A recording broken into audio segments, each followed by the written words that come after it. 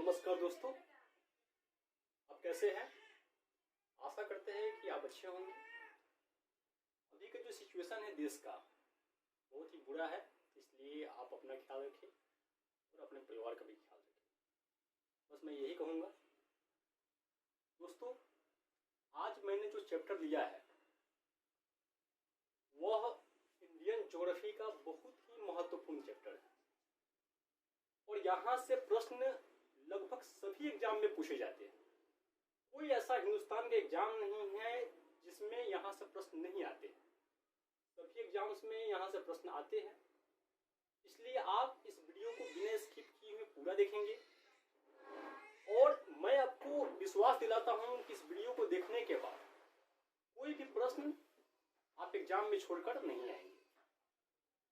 ये मेरा दावा है, इसलिए आप वीडियो को पूरा देखें और वीडियो अच्छा लगे तो लाइक, सब्सक्राइब और अपने दोस्तों के साथ शेयर जरूर करें। बिना देर करते हुए वीडियो को स्टार्ट करते हैं और आपको दिखाते हैं, बताते हैं कि भारत की मिट्टियाँ जो है वह कितने प्रकार की पाई जाती है और उसमें कितने यूज के हैं, कितने ऐसी मिट्टी है जिसका उपयोग में लाया जाता है, जिसका उपयोग किया जाता है मूल रूप से। चलिए स्टार्ट करते हैं सेशन को। बहुत ही इंपॉर्टेंट सेशन है दोस्तों, आप इसको ध्यान से देखेंगे। चलिए सबसे पहले हम आते हैं मृदा के अध्ययन पे, यानी कि स्टडी ऑफ सॉइल। मृदा का अध्ययन, स्टडी ऑफ सॉइल होता क्या है? मृदा के अध्ययन को हम भूमि विज्ञान या पेडोलॉजी कहते हैं। ये पेडोलॉजी जो है ये भूमि का अध्ययन है, यानी कि भूमि का अध्ययन करने के लिए हम पेडोलॉजी का अध्ययन करते हैं, अर्थात मृदा विज्ञान का अध्ययन करते हैं। ये जो भूमि विज्ञान जो है इसी को इंग्लिश में क्या कहते हैं? पेडोलॉजी कहते हैं। ये एग्जाम में हमेशा पूछा जाता है, आप इसको ध्यान रखेंगे। ये पूछा जाता है कि मृदा का अध्ययन क्या कहलाता है, आपका आंसर क्या होगा दोस्तों? पेडोलॉजी होगा। ऐसे नॉर्मली भूमि विज्ञान आपको नहीं देगा, ये एग्जाम्स में जो है भूमि विज्ञान न देकर के क्या देता है? पेडोलॉजी देता है। इसलिए आप पेडोलॉजी ध्यान में रखेंगे। ऐसे भूमि विज्ञान से आपको पता चल ही जाएगा। यदि ऑप्शंस यदि हिंदी में आते हैं तो आप भूमि विज्ञान को टिक करके आएंगे, अन्यथा आप देखेंगे पेडोलॉजी कहाँ पे है, पेडोलॉजी होगा वहां पे आप टिक करेंगे। तो आपको ये समझ में आ गया, मृदा का अध्ययन पेडोलॉजी कहलाता है, यानी कि भूमि विज्ञान कहलाता है।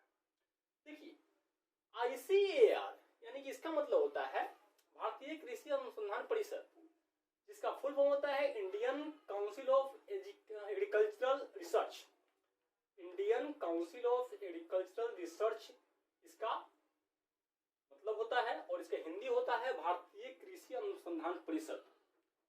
1986 में इन्होंने बताया था कि भारत में कुल मिलाकर के 8 प्रकार की मृदा है। 8 प्रकार की मृदा की पहचान की गई थी। ये स्पष्ट यहाँ लिखा हुआ है कि 8 प्रकार की मृदा की पहचान की गई थी। आपसे पूछा जाएगा ये सवाल कि ICAR के अकॉर्डिंग मृदा कितने प्रकार के होते हैं, तो आपका आंसर होगा 8 प्रकार के। लेकिन यदि आपसे ये पूछा जाए कि मूल रूप से उपयोग में लाए जाने वाला मृदा कितने हैं, यानी कितने ऐसे मृदा है जो कृषि के लिए उपयुक्त है, कृषि के लिए बहुत ही जरूरी है, वैसी मृदा जो है वे 4 प्रकार की है। कितने प्रकार के दोस्तों? 4 प्रकार के, यहाँ स्पष्ट लिखा हुआ है। तो यदि आपसे ऐसे पूछा जाता है कि ICAR अर्थात भारतीय कृषि अनुसंधान परिषद, Indian council of agricultural research के अकॉर्डिंग कितने प्रकार की मृदा है, तो आप कहेंगे दोस्तों 8 प्रकार की मृदा होती है। लेकिन यदि आपसे पूछेगा कि कृषि के लिए कितने प्रकार की मृदा उपयुक्त है, तो आप कहेंगे दोस्तों 4 प्रकार के। ये आपको समझ में आ गया? चलिए आगे आते हैं। जो इसमें बताया गया है कि 8 प्रकार की जो मृदा है वे कौन कौन सी मृदा है। सबसे पहले नंबर पे आता है जलोढ़ मृदा, जिसको इंग्लिश में एलुवियल सॉइल कहते हैं। एलुवियल सॉइल जो है यह भारत में 43.4% पे पाया जाता है, यानी कि भारत के लगभग आधी भूभाग पे क्या पाया जाता है दोस्तों? जलोढ़ मृदा, जिसको हम एलुवियल सॉइल कहते हैं इंग्लिश में। जलोढ़ मृदा 43.4%। ये डाटा बहुत ही इंपॉर्टेंट है आपके एग्जाम के पॉइंट ऑफ व्यू से। आपसे पूछा जा सकता है परीक्षा में कि जलोढ़ मृदा भारत के कितने क्षेत्रों में पाया जाता है, या जलोढ़ मृदा का विस्तार भारत के कितने क्षेत्रों पर है? तो आपका आंसर क्या होगा दोस्तों? 43.4% यानी 43.4%। चलिए अब आगे आते हैं, जलोढ़ मृदा में क्या क्या होता है, किस किस चीज की कमी पाई जाती है, किस चीज की अधिकता होती है, और उसमें किसकी खेती के लिए वो उपयुक्त मानी जाती है, किस प्रकार की खेती उसमें होती है। चलिए इसमें आते हैं, पोटास तथा कैल्शियम की प्रचुरता होती है। इसमें मुख्य रूप से क्या पाया जाता है दोस्तों? पोटास और कैल्शियम, ये बहुत ही ज्यादा होता है।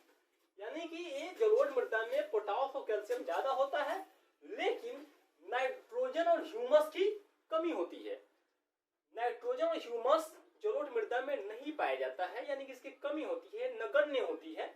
इसलिए आप इसका ध्यान रखेंगे। यदि आपसे पूछा जाता है कि जलोढ़ मृदा में किसकी प्रधानता होती है, प्रचुरता किसकी होती है, सबसे अधिक मात्रा में क्या पाया जाता है, तो आपका आंसर क्या होगा? कैल्शियम और पोटास। लेकिन यदि आपसे पूछा जाएगा कि जलोढ़ मृदा में किस तत्व की कमी होती है, तो आप कहेंगे नाइट्रोजन और ह्यूमस। ये आपको समझ में आ गया दोस्तों? चलिए आगे आते हैं। जलोढ़ मृदा जो होता है दोस्तों, मुख्य रूप से दो प्रकार के होते हैं। जलोढ़ मृदा कितने प्रकार है? दो। एक होता है दोस्तों खादर और एक होता है बांगर। अब ये सवाल उठता है कि खादर क्या होता है और बांगर क्या होता है? खादर दोस्तों कहते हैं नवीन जलोढ़ मृदा को। ये नया वाला जो जलोढ़ मृदा होता है उसे क्या कहते हैं? खादर कहते हैं। यहाँ इसके प्रकार कितने हैं? दो। आपसे यह भी पूछा जा सकता है कि जलोढ़ मृदा प्रकार के होते हैं, कितने प्रकार के होते हैं? तो आप कहेंगे जलोढ़ मृदा दो प्रकार के होते हैं, खादर और बांगर। खादर मृदा कहेंगे नवीन जलोढ़ को, नया वाला जो होगा उसको हम क्या कहेंगे? खादर, और पुरानी जलोढ़ मृदा को क्या कहेंगे? बांगर कहेंगे। नवीन जलोढ़ को खादर और पुरानी जलोढ़ को बांगर कहेंगे। ये समझ में आ गया आपको? आशा करते हैं कि चीज आपको समझ में आ गया होगा। इसमें देखिए उपयोगी किन किन फसल के लिए है, इसमें किस प्रकार की फसल उपजाई जाती है, आप इसको देखेंगे। इसमें दोस्तों धान, गेहूं, मक्का, गन्ना, दलहन, धान, गेहूं, मक्का, गन्ना, दलहन, ये सब जो फसल है यह मुख्य रूप से जलोढ़ मृदा में ही इसकी उपज की जाती है। आप जानते हैं कि हमारा मुख्य खाद्यान्न फसल धान है और गेहूं है, उसके बाद ही भारत में अन्य फसल आती है। हमारे खाद्य फसल में मुख्य रूप से धान और गेहूं है। तो धान और गेहूं के लिए स्पेशली उपयुक्त, अगर आपसे पूछेगा उपयुक्त मृदा कौन सा है, तो आप कहेंगे जलोढ़ मृदा या एलुवियल सॉइल है।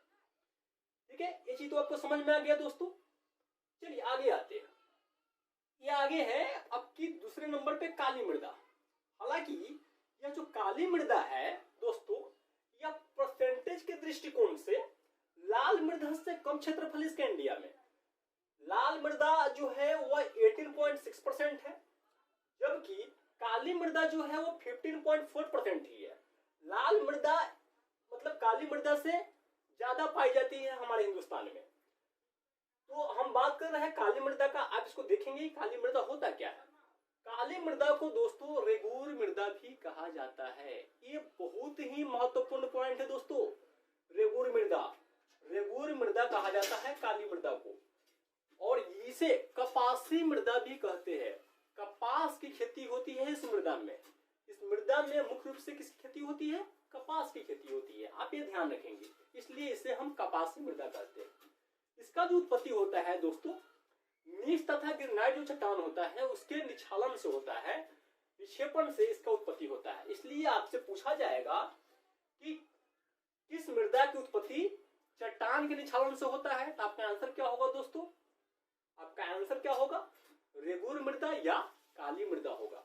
आपको बता दें दोस्तों, इसको अंतरराष्ट्रीय स्तर पे इसका नाम दिया क्या है? चरनोजम। काली मृदा को हम क्या कहते हैं?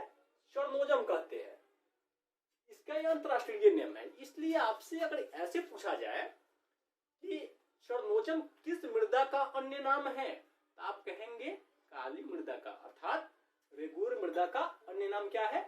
चरनोजम है। ये तो आपको समझ में आ गया। ये बहुत ही इंपॉर्टेंट पॉइंट है, आप इसको ध्यान में रखेंगे। चरनोजम किसका है? काली मृदा का, यानी कि ब्लैक सॉइल जो होता है उसका अंतरराष्ट्रीय नाम क्या है? चरनोजम है। चलिए अब इसमें आते हैं, इसके क्षेत्रफल के बारे में बात करते हैं हम। क्षेत्रफल इसका जो है वो 15.4% है, जो थर्ड नंबर पे आता है। यह जो है ना क्षेत्रफल में ये तीसरे स्थान पे आता है।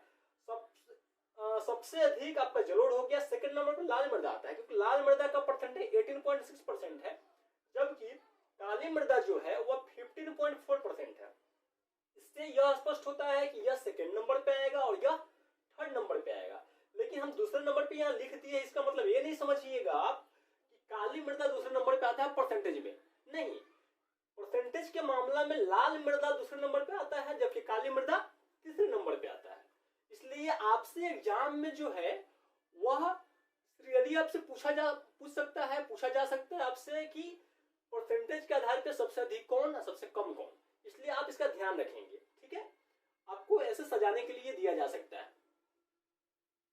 इसमें देखिए काली मृदा जो है दोस्तों, इसमें लौह तत्वों कैल्शियम, मैग्नीशियम, एल्युमिनियम, इस सभी की प्रचुरता होती है, यानी कि ये बहुत ही अधिक मात्रा में पाया जाता है। लौह तत्व होता है, इसमें कैल्शियम होता है, मैग्नीशियम होता है, एल्युमिनियम होता है। देखिए लास्ट में सीएम आ गया, इसमें सीएम आ गया, वहां नियम आ गया, ध्यान रखेंगे सीएम नियम आ गया।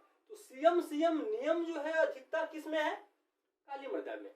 सीएम नियम वाला यानी कैल्शियम, मैग्नीशियम और एल्युमिनियम, सीएम नियम, और यहाँ लौह तत्व, ये आपको याद हो गया कि लौह तत्व कैल्शियम, मैग्नीशियम और एल्युमिनियम ये प्रचुर मात्रा में किसमें है? काली मृदा में। और इसमें एक चीज और पाया जाता है, पोटास, ठीक है, ये बहुत ही महत्वपूर्ण है। इसमें कमी जो देखी जाती है दोस्तों, कमी नाइट्रोजन और फास्फोरस की कमी होती है। यदि आपसे पूछा जाता है कि काली मृदा में किसकी कमी होती है, आप कहेंगे नाइट्रोजन और फास्फोरस की इसमें कमी पाई जाती है काली मृदा में। इसकी सबसे बड़ी विशेषता आपको दोस्तों बता दें, इसको आप नोट करके रखेंगे दोस्तों, ये एग्जाम के पॉइंट ऑफ व्यू से बहुत ही महत्वपूर्ण है दोस्तों, आप इसको ध्यान में रखेंगे। ये चीज इसको हम फोकस कर रहे हैं। देखिए आप, विशेषता इसकी जो होती है, नमी धारण करने की क्षमता सर्वाधिक, इसमें नमी धारण करने की क्षमता बहुत ही ज्यादा होती है, पानी को बहुत ही ज्यादा ये इसको ऑब्जर्व करने की इसमें पावर है, पानी को बहुत ज्यादा ऑब्जर्व करती है कौन? काली मृदा। और जब ये गीला हो जाता है, गीला होकर के यह चिपचिपा हो जाता है और सूखने पर इसमें दरारें पड़ जाती है। जब सूखेगा तो इसमें दरार सब जगह दिखाई आपको देगा। यह काली मृदा की पहचान है। यह जो है ना उपयोगी, आपको बताया ही है, यह कपास और तंबाकू के लिए ज्यादा उपयोगी होता है। कपास की खेती और तंबाकू की खेती इसमें होती है। मूल रूप से इसमें कपास की खेती होती है, इसलिए इसे हम कपासी मिट्टी या रेगुर मिट्टी कहते हैं। यह कपासी जो मिट्टी है सबसे अधिक, मतलब इसका जो क्षेत्रफल है पूरे हिंदुस्तान में, उसका सबसे अधिक क्षेत्रफल महाराष्ट्र में है। महाराष्ट्र, गुजरात, मध्य प्रदेश, तमिलनाडु का उधर का जो क्षेत्र है दोस्तों, वह काली मृदा से परिपूर्ण राज्य है। सभी जगह लगभग काली मृदा अधिकांशता पाई जाती है, इसलिए आप क्या ध्यान रखेंगे। इसमें ऐसे भी आपसे पूछा जा सकता है कि भारत में सबसे अधिक काली मृदा का विस्तार किस राज्य में है, तो आपका आंसर होगा दोस्तों, क्या होगा? महाराष्ट्र में है। कहाँ है? महाराष्ट्र में है। गुजरात, मध्य प्रदेश का क्षेत्र भी काली मृदा वहां पे पाई जाती है, इसलिए आप ध्यान रखेंगे इसका। तंबाकू की भी खेती इसमें होती है। यहां तक तो आपको समझ में आ गया दोस्तों। चलिए आगे आते हैं। आगे देखिए दोस्तों, आगे आपका तीसरे नंबर पे है लाल मृदा। हालांकि ये परसेंटेज में सेकंड नंबर पे आता है दोस्तों। परसेंटेज के मामला में यदि अगर पूछा जाए आपसे कि सेकंड नंबर पे कौन आता है, जलोढ़ मृदा के बाद दूसरे नंबर पे परसेंटेज के मामला में कौन सा मृदा है, तो आप कहेंगे दोस्तों लाल मृदा है। कौन है? लाल मृदा है। तीसरे नंबर पे परसेंटेज के मामला में कौन है? काली मृदा है। अब देखिए यहाँ पे परसेंटेज सबसे अधिक मैंने आपको बताया कि भारत के लगभग आधी भूमि पे 43.4% पे क्या है? जलोढ़ मृदा है, जिसको एलुवियल सॉइल कहते हैं। सेकेंड नंबर पे आपको परसेंटेज में रेड सॉइल है, जिसको हम लाल मृदा कहते हैं, 18.6%, 18.6%।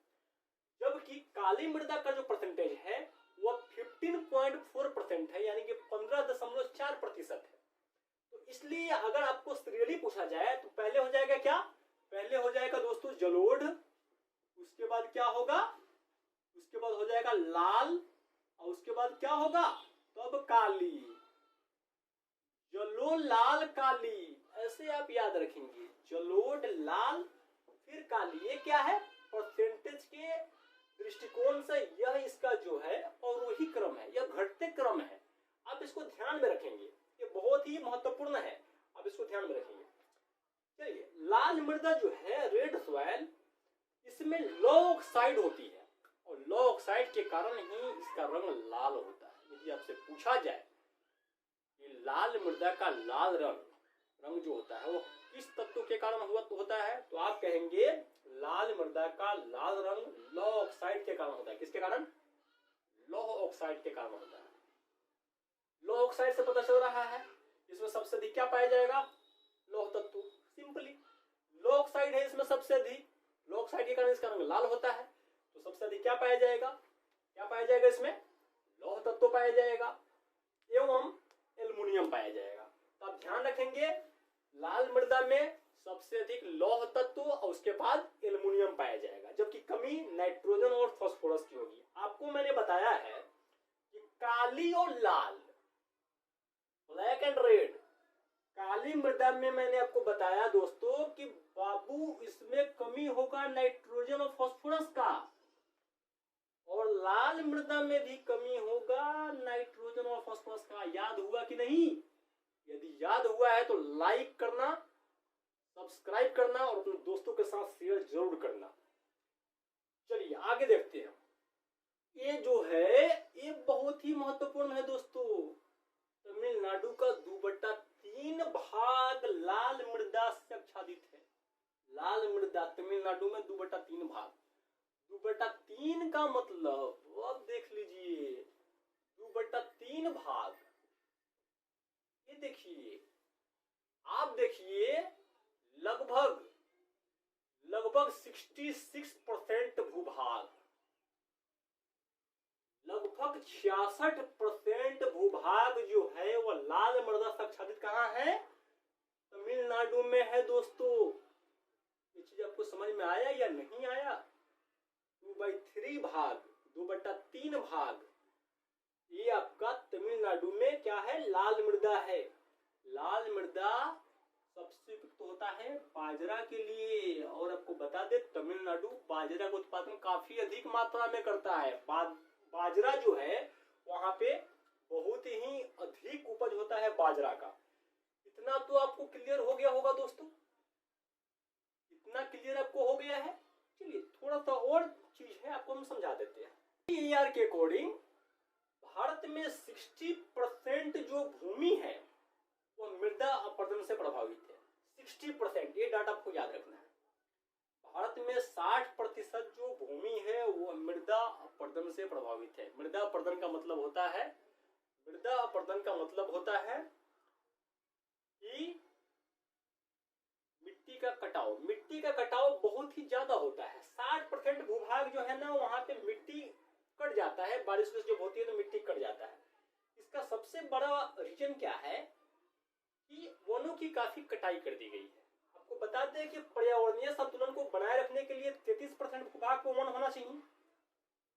बहुत दुख की बात है दोस्तों, हम लोग बिहार राज्य में हैं, बिहार के मात्र 7% भूभाग पर ही वन है।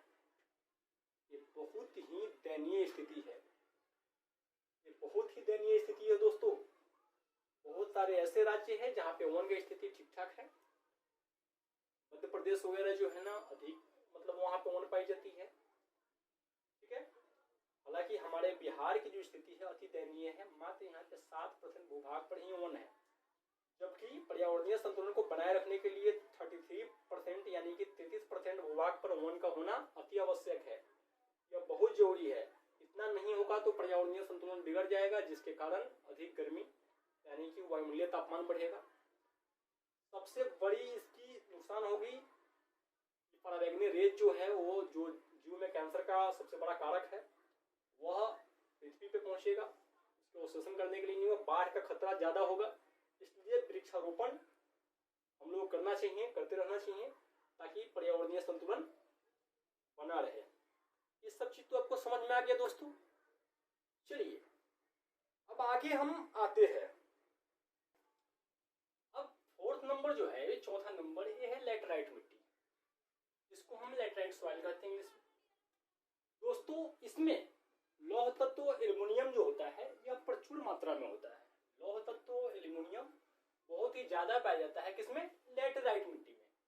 चलिए आपको बता दें कि लेटराइट जो शब्द है वह लेटर शब्द से बना हुआ है। एक ग्रीक भाषा का शब्द है जिसका अर्थ होता है ईंट। लेटराइट शब्द लेटर शब्द से बना हुआ है जो ग्रीक भाषा का शब्द है जिसका अर्थ होता है ईंट। और इसमें जो है आप देखिए लौह तत्व हुए यहाँ पे है, यहाँ एल्युमिनियम है। तो आप जानते हैं कि लोहा कितना सख्त होता है, कितना कठोर होता है। तो वहां से आपको पता चल जाएगा कि लेटराइट जो शब्द है वो लेटर से बना हुआ है जिसका अर्थ होता है ईंट। और इसमें प्रचुर मात्रा में पाया जाता है लौह तत्व और एल्युमिनियम। और इसमें कमी किसकी होती है आप ध्यान रखेंगे, कमी इसमें नाइट्रोजन, पोटास, पोटेशियम और चूना की कमी होती है।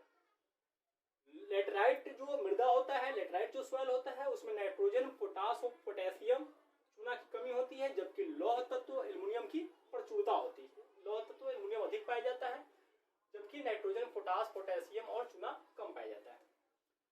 इसमें इसकी उर्वरता काफी कम होती है, इसकी उर्वरता बहुत ही कम होती है। फिर भी इसका उपयोग किया जाता है। केरल वगैरह का जो मृदा है उसमें लेटराइट मृदा भी अधिक पाया जाता है केरल में। और केरल आप जानते हैं कि सबसे अधिक काजू उत्पादन करने वाला राज्य है। काजू का उत्पादन सबसे अधिक केरल में होता है। केरल तमिलनाडु का जो क्षेत्र है उसमें लेटराइट मृदा पाई जाती है। इसमें उर्वरता की कमी होती है, लेकिन यदि उर्वरक का उपयोग किया जाए तो उसमें काजू का उत्पादन किया जा सकता है।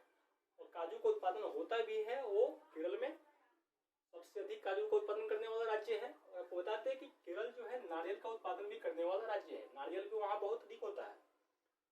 तो ये तो आपको समझ में आ गया। चलिए आगे आते हैं। ये आगे आपका जो है 5वें नंबर पे पर्वतीय मृदा है जिसको माउंटेन सॉइल कहते हैं इंग्लिश में।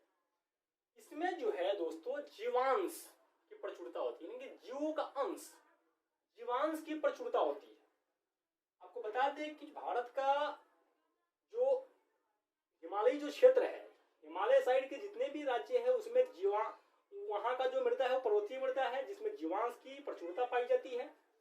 और यह जो मृदा है दोस्तों इसमें खासकर जो पर्वतीय मृदा है उसमें चाय कॉफी की खेती होती है। इसके अलावा मसाला की भी खेती होती है। इसमें पोटास, फास्फोरस और चूना की कमी होती है। पर्वतीय मृदा में प्रचुरता जीवांश का होगा और कमी होगी किसकी? पोटास, फास्फोरस और चूना की कमी होगी। दोस्तों यह जो है चाय, कॉफी, मसाला के लिए उपयुक्त मानी जाती है पर्वतीय मृदा। ये तो आपको समझ में आ गया। चलिए आगे आते हैं। अब आते हैं मरुस्थलीय मृदा जिसको हम डिजर्ट सॉइल कहते हैं इंग्लिश में। यह जो है राजस्थान का, आप जानते हैं थार रेगिस्तान जो है वह एशिया महादेश का सबसे बड़ा रेगिस्तान माना जाता है। ये बहुत ही बड़ा रेगिस्तान राजस्थान में है थार। इधर जो मृदा पाई जाती है वह डिजर्ट सॉइल है अर्थात मरुस्थलीय मृदा है। गुजरात और हरियाणा का क्षेत्र भी इस मृदा से आच्छादित है। इसमें कैल्शियम कार्बोनेट जो होता है वो भिन्न भिन्न मात्रा इसका होता है। कहीं कहीं कैल्शियम का मात्रा कहीं बढ़ जाता है, कहीं कम हो जाता है, इसलिए इसका भिन्न भिन्न मात्रा दिखाया गया है। यह प्रचुर मात्रा में नहीं है, यह भिन्न भिन्न मात्रा में कहीं ज्यादा कहीं कम है। कमी जो होती है इसमें नाइट्रोजन और जैविक पदार्थ की क्या होती है? कमी होती है। यह चीज आपको समझ में आ गया। चलिए मरुस्थलीय मृदा में ज्वार, बाजरा की खेती होती है। जो मोटे अनाज होते हैं उसकी खेती की जाती है मरुस्थलीय मृदा में। ये तो आपको समझ में आ गया दोस्तों। आशा करते हैं ये सारी बात आप समझ चुके होंगे। चलिए आगे आते हैं दोस्तों। ईंट एवं दलदली, पीटियर मार्सी सॉइल जो होता है वह केरल में बहुत ही अधिक पाया जाता है। पीट एवं दलदली यह जो है अम्लीय प्रकृति का होता है। हालांकि कि इसमें धान की खेती होती है। अम्लीय गुण होने के बावजूद भी केरल में धान की खेती होती है।